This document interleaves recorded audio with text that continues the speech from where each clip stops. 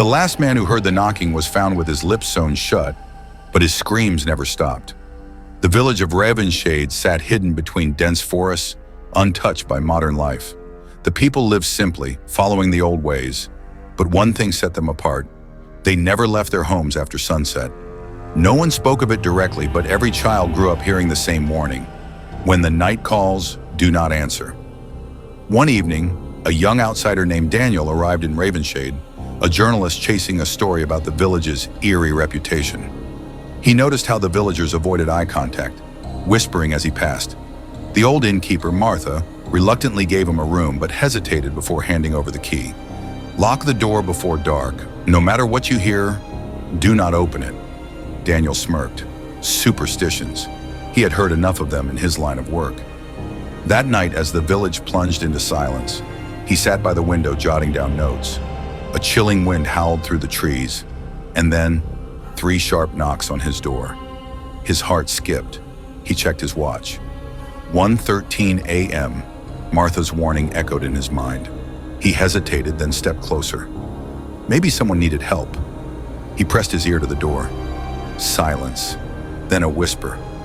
"Daniel, let me in." His breath caught in his throat. No one in the village knew his name. He slowly backed away.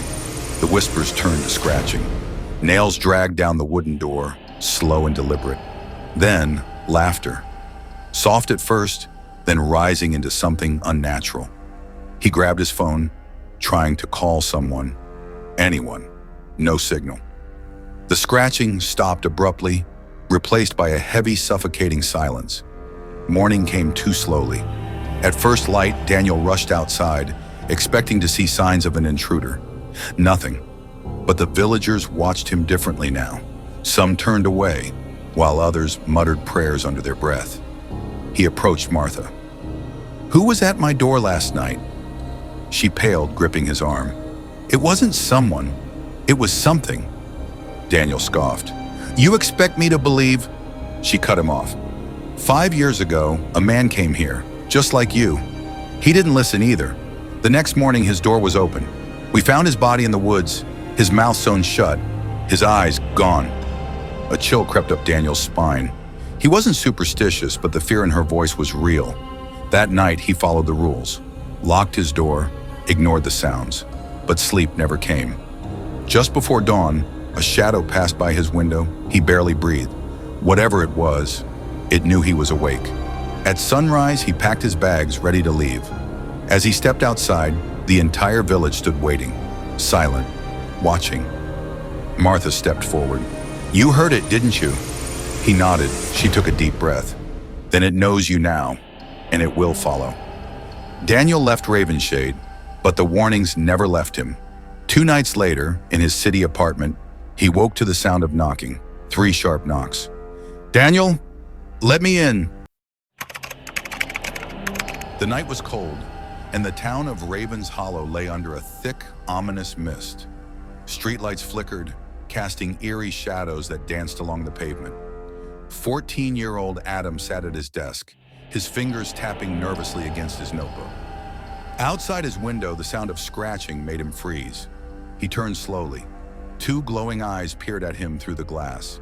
A black cat, drenched in rain, its fur matted and slick. Its eyes were an unnatural shade of red, almost like burning embers. Adam hesitated before opening the window. The cat leaped inside with an unnatural grace, landing soundlessly on his desk. It shook itself, flinging droplets everywhere. And then, it spoke. "Help me." Adam's breath caught in his throat. The voice wasn't human, but it wasn't entirely animal either. It was a whisper, layered with something deeper. Something wrong. The room grew colder. The cat's gaze bore into his soul, and then it spoke again. "He's coming back, and he knows what you did." Adam's blood ran cold. He had done something terrible last summer, something he had buried deep inside, hoping it would never resurface. And yet, this cat knew. His hands clenched into fists. "What do you mean?" he asked, trying to keep his voice steady. The cat's red eyes burned into him. Its tail flicked once. "You buried him in the woods, but he's not resting. A sharp jolt of fear shot through Adam's chest. Number that was impossible. Last summer, he and his friends had gone too far. A prank turned deadly. A boy named Daniel had fallen from the old bridge, his head hitting the rocks below. Panicked, Adam and his friends had dragged his body into the woods and buried him under the rotting leaves. They swore never to speak of it again. But now, this cat knew. The room suddenly felt suffocating. The rain outside turned into a storm, and a gust of wind slammed the window shut. Adam flinched. When he turned back, the cat was gone. But on his desk, where it had sat, was a single bloody paw print. The next morning, Adam felt like he hadn't slept at all. He dragged himself to school, his heart hammering every time someone looked at him for too long. Did they know? Had someone found the body? During lunch, his friend Lucas sat beside him, looking pale. "Dude, have you heard?" he whispered. Adam's stomach twisted. "Heard what?" Lucas swallowed hard. "Someone found..." He lowered his voice. "Daniel's grave, but his body is missing." A cold chill ran down Adam's spine. Missing? Before he could respond, a sudden screeching sound filled the cafeteria. The overhead lights flickered, and a shadow darted across the room. A blur of black fur. The cat. It landed on the cafeteria table in front of him. Its eyes glowed red. The students gasped. Someone shouted, and then the cat spoke. "Murderer!" Adam's blood turned to ice. The cafeteria erupted into chaos. Screams, gasps, people scrambling away from the cat as if it were a demon. But Adam sat frozen in place, his mind screaming at him to run. The black cat didn't move. It sat calmly on the table, staring directly at Adam. It didn't speak again. It didn't need to. Everyone had heard it. "Murderer!" Teachers rushed into the cafeteria, their voices sharp with authority. "Whose cat is this? How did it get in?" The cat vanished before anyone could grab it. Adam bolted from the cafeteria. He needed air. He needed to think. How was this happening? As he turned a corner, a voice stopped him cold. "You can still fix this." Adam's breath hitched. He turned, his back pressed against the cold brick wall. The hallway was empty. No one was there. And yet, he heard whispering. "Go back to the woods, Adam." He shook his head. He wouldn't go back there. He couldn't, but the whispers didn't stop. They grew louder, echoing inside his skull. "Go back to the woods." That night, Adam found himself standing at the edge of the forest. The air was thick with the scent of rain and decaying leaves. Shadows twisted between the trees. Somewhere in the distance, an owl screeched. His feet moved forward on their own. He was no longer in control. And then, he saw it. Daniel's grave was open. The dirt had been disturbed, the earth clawed away.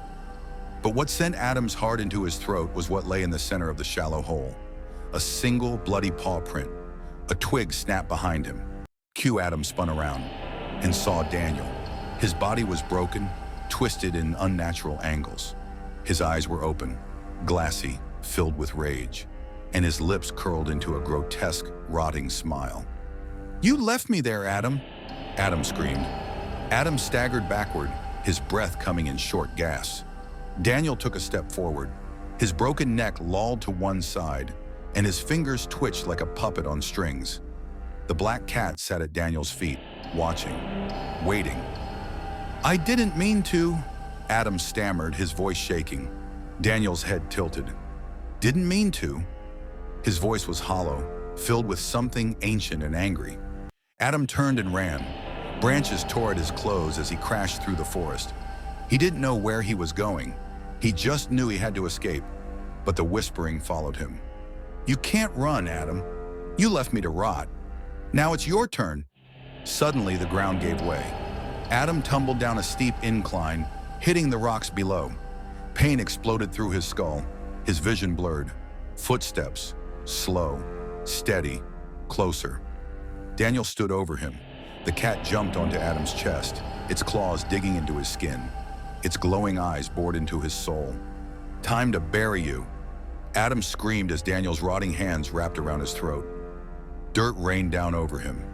He struggled, thrashed, tried to breathe. The last thing he saw was the black cat's red eyes staring as everything went dark. The next morning, the town woke to news of a tragedy. Adam's body was found in the woods, buried in a shallow grave, the same spot where Daniel had once been. The coroner ruled it an accident, but the people of Raven's Hollow whispered something else.